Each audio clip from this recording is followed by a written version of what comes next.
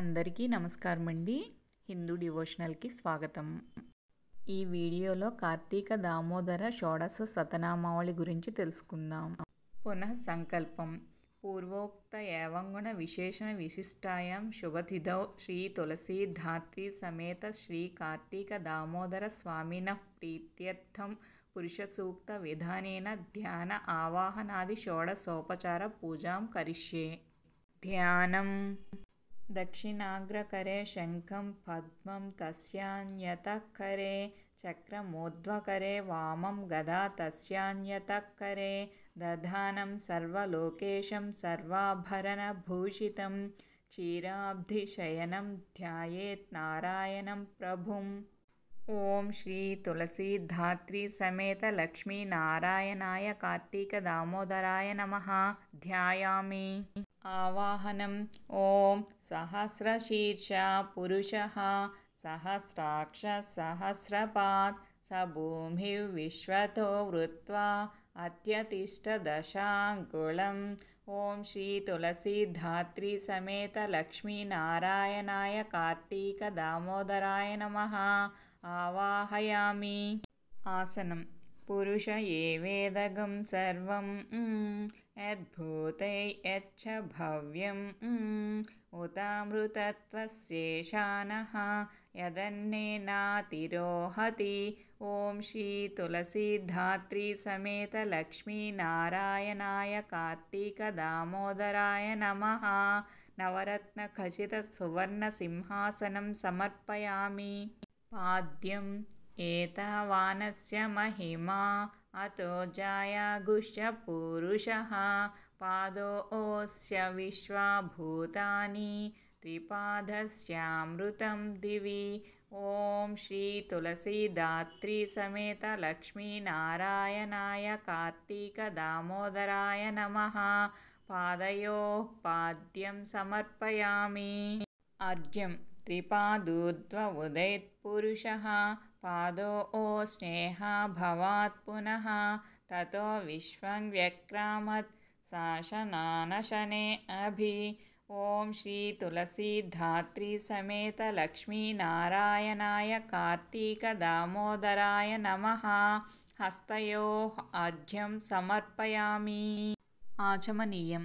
తస్మాద్ విరాడ జాయత విరాజో అధిపూరుషః స జాతో అత్యరిచ్యత పశ్చాద్భూమిమధో పురః.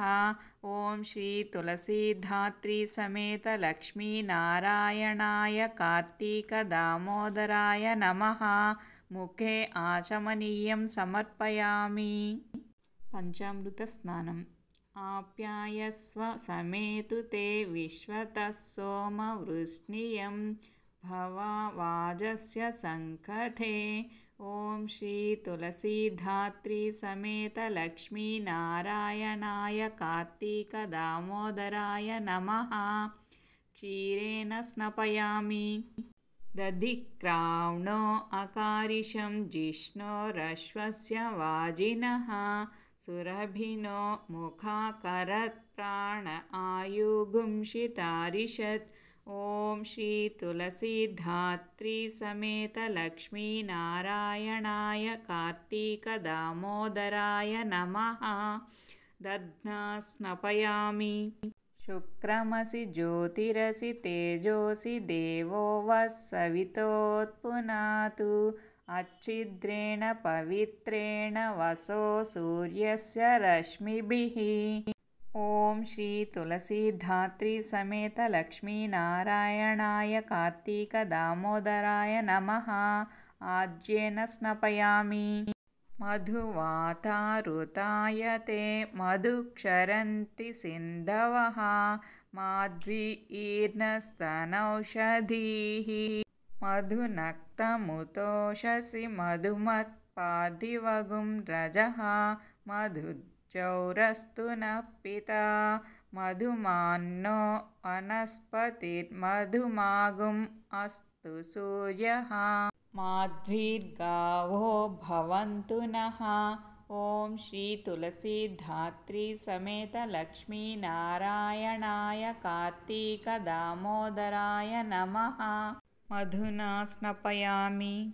स्वादुपवस्वदिव्याय जन्मने स्वादुरिन्द्राय सुहावीतु नाम्ने स्वादुर्मित्राय वरुणाय वायवे बृहस्पतये मधुमाम् अदाभ्यः।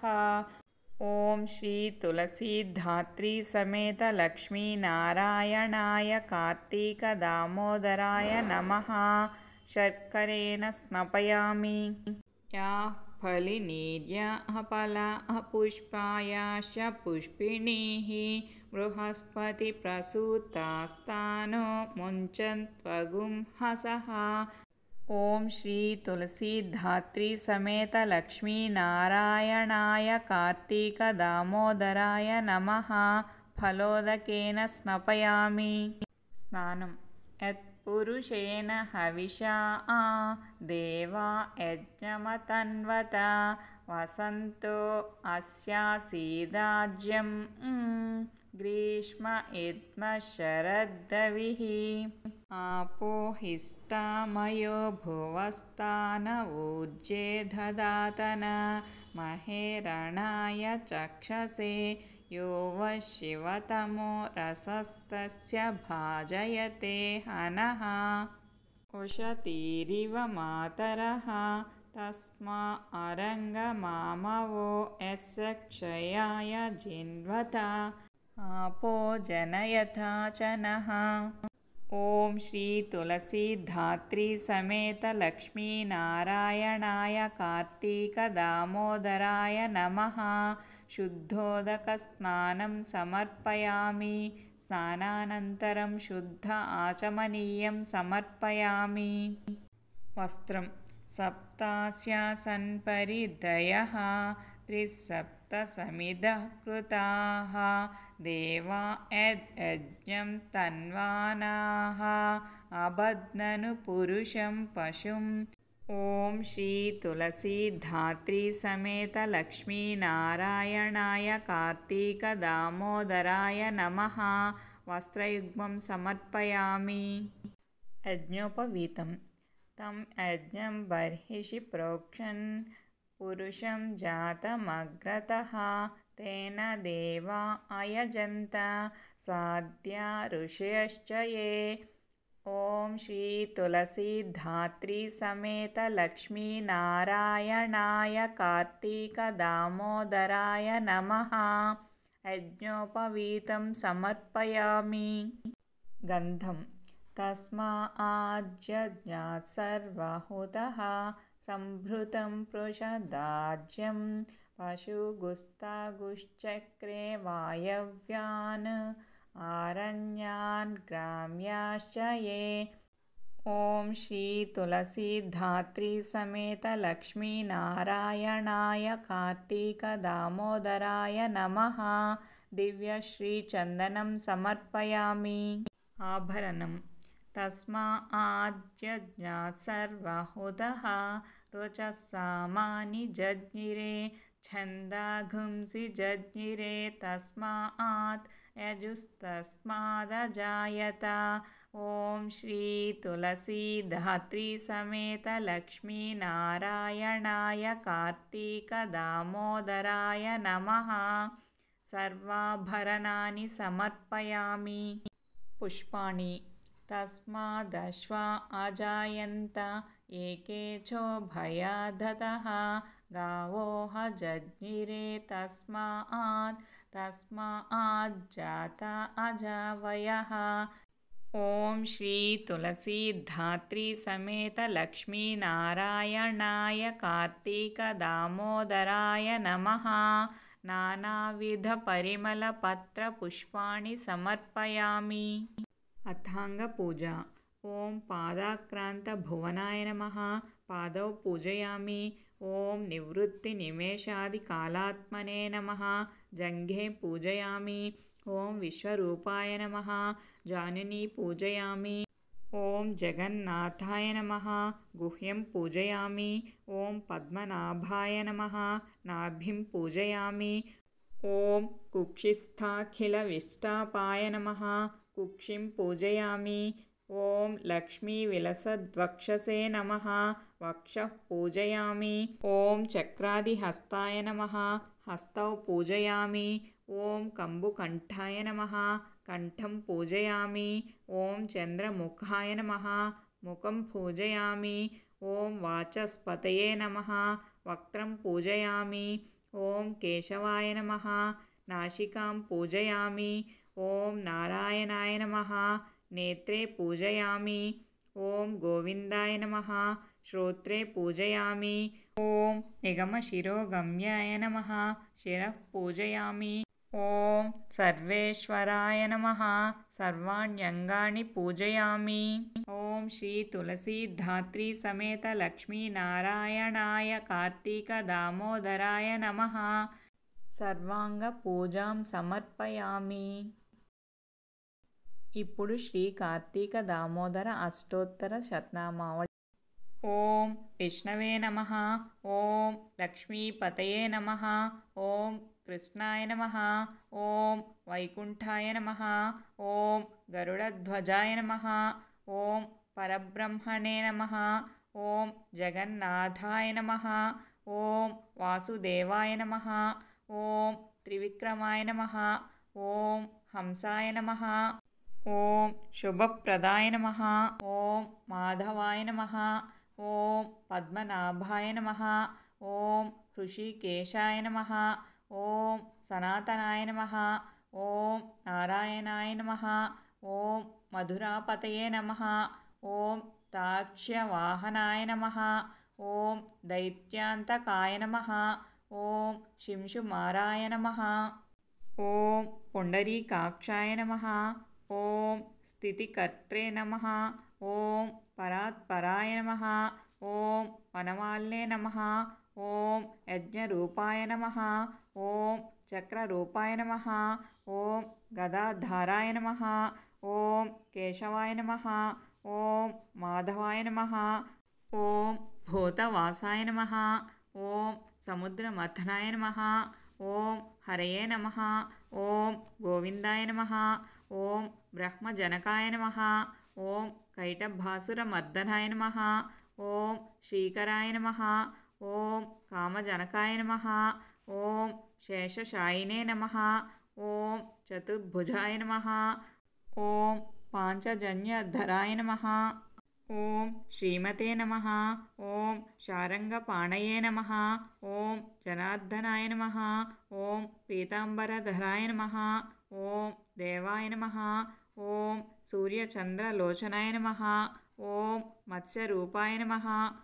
ఓం కూర్మతనవే నమః. ఓం క్రోడరూపాయ నమః. ఓం హృషికేశాయ నమః. ఓం వామనాయ నమః. ఓం భార్గవాయ నమః. ఓం రామాయ నమః. ఓం హలినే నమః. ఓం కల్కినే నమః. ఓం హయననాయ నమః. ఓం విశ్వంభరాయ నమః. ఓం ఆదిదేవాయ నమః. ఓం శ్రీధరాయ నమః. ఓం కపిలాయ నమః. ఓం ధ్రువాయ నమః. ఓం దత్తాత్రేయాయ నమః. ఓం అచ్యుతాయ నమః. ఓం అనంతాయ నమః. ఓం ముకుందాయ నమః. ఓం రథవాహనాయ నమః. ఓం ధన్వంతరయే నమః. ఓం శ్రీనివాసాయ నమః. ఓం ప్రద్యుమ్నాయ నమః. ఓం పురుషోత్తమాయ నమః. ఓం శ్రీవత్సకౌస్తుభధరాయ నమః.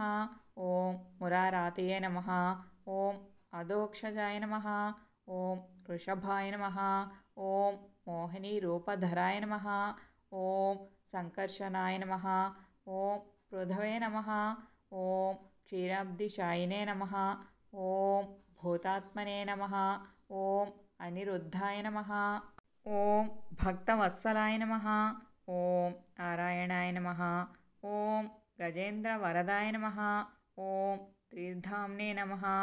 ఓం ప్రహ్లాదపరిపాలనాయ నమః. ఓం శ్వేతద్వీపవాసినే నమః. ఓం అవ్యయాయ నమః. ఓం సూర్యమండలమధ్యగాయ నమః. ఓం ఆదిమధ్యాంతరహితాయ నమః. ఓం భగవతే నమః. ఓం శంకరప్రియాయ నమః. ఓం నీలతనవే నమః. ఓం ధరాకాంతాయ నమః. ఓం వేదాత్మనే నమః. ఓం बादरायणाय नमः। ॐ भागीरथी जन्मभूपादपद्माय नमः। ॐ सतां प्रभवे नमः। ॐ प्राशंवे नमः। ॐ विभवे नमः। ॐ घनश्यामाय नमः। ॐ जगत्कारणाय नमः।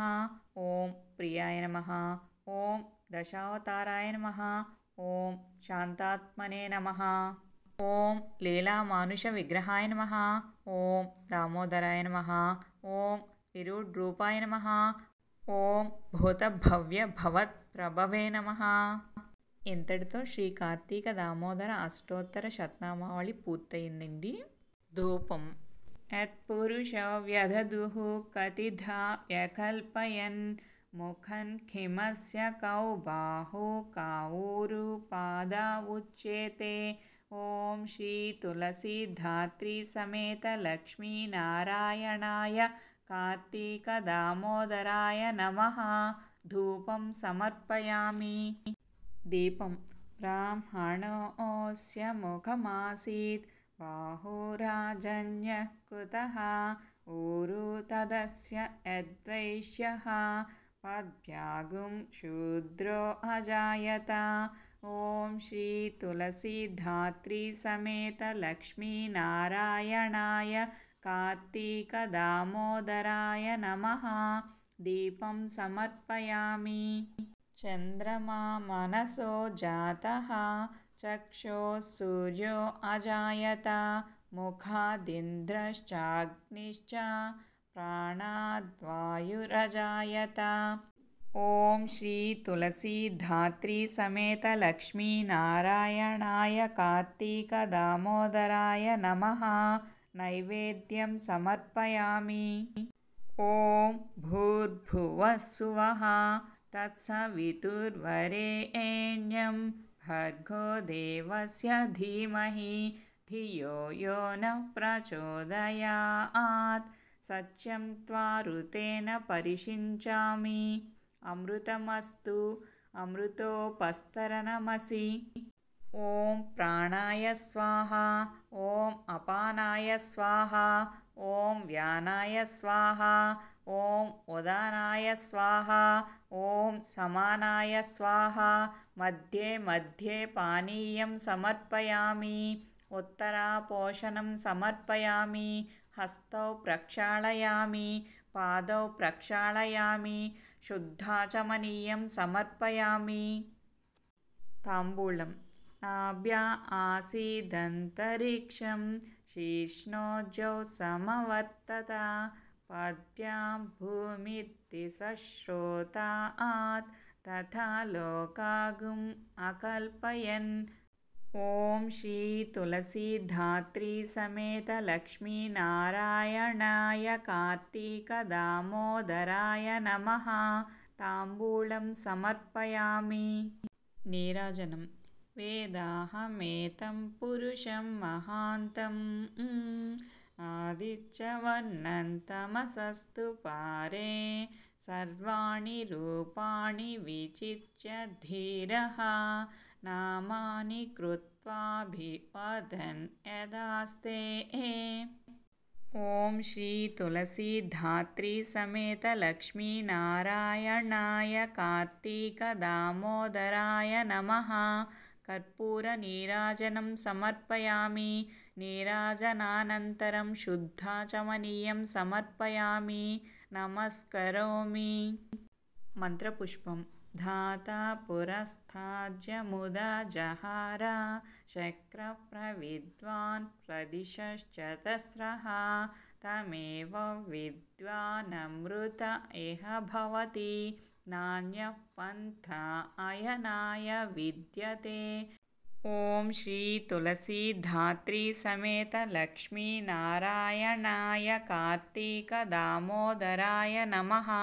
సువర్ణ దివ్య మంత్రపుష్పం సమర్పయామి. ఆత్మ ప్రదక్షిణ నమస్కారం.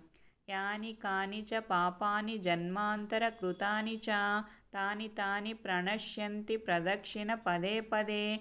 పాపోహం పాపకర్మాహం పాపాత్మా పాపసంభవా త్రాహి మాం కృపయా దేవ శరణాగత వత్సల. अन्यथा शरणं नास्ति त्वमेव शरणं मम तस्मात् कारुण्यभावेन रक्ष रक्ष जनार्दन। ओम श्री तुलसीधात्री समेत लक्ष्मीनारायणाय कार्तिक दामोदराय नमः। आत्मप्रदक्षिण नमस्कारान् समर्पयामि। साष्टांग नमस्कारं। उरसा शिरसा दृष्ट्या मनसा वचसा तथा पद्भ्यां कराभ्यां कर्णाभ्यां प्रणामोष्टांगमुच्यते। ओम श्री तुलसीधात्री समेत लक्ष्मीनारायणाय कार्तिक दामोदराय नमः। साष्टांग नमस्कारां समर्पयामि। सर्वोपचाराः। ओम श्री तुलसीधात्री समेत लक्ष्मीनारायणाय कार्तिक दामोदराय नमः। छत्रम् आच्छादयामि, चामरैर्वीजयामि, नृत्यं दर्शयामि, गीतं श्रावयामि, आन्दोलिकान्नारोहयामि, अश्वानारोहयामि, गजानारोहयामि, समस्तराजोपचारान् देवोपचारान् समर्पयामि। क्षमा प्रार्थना। अपराधसहस्राणि क्रियन्ते हर्निशं मया दासोऽयमिति मां मत्वा क्षमस्व परमेश्वर। आवाहनं न जानामि विसर्जनं पूजाविधिं न जानामि क्षमस्व परमेश्वर। मन्त्रहीनं क्रियाहीनं भक्तिहीनं महेश्वर। यत्पूजितं मया देव परिपूर्णं तदस्तु ते। अनया पुरुषसूक्तविधानपूर्वकध्यान आवाहनादि षोडशोपचार पूजया भगवान् सर्वात्मक श्री तुलसीधात्री समेत लक्ष्मीनारायणाय कार्तिक दामोदर स्वामी सुप्रीता सुप्रसन्ना वरदा भवन्तु। तीर्थप्रसादग्रहणम्। अकाल मृत्युहरणं सर्वव्याधिनिवारणं समस्तपापक्षयकरं श्री कार्तिक दामोदर पादोदकं पावनं शुभम्। ओम श्री तुलसीधात्री समेत लक्ष्मीनारायणाय कार्तिक दामोदराय नमः। ప్రసాదం శిరసా గృహ్ణామి. మీకు ఈ వీడియో నచ్చితే లైక్ చేయండి, షేర్ చేయండి. మా ఛానల్ని ఫస్ట్ టైం చూస్తుంటే సబ్స్క్రైబ్ చేసుకోవడం మర్చిపోకండి.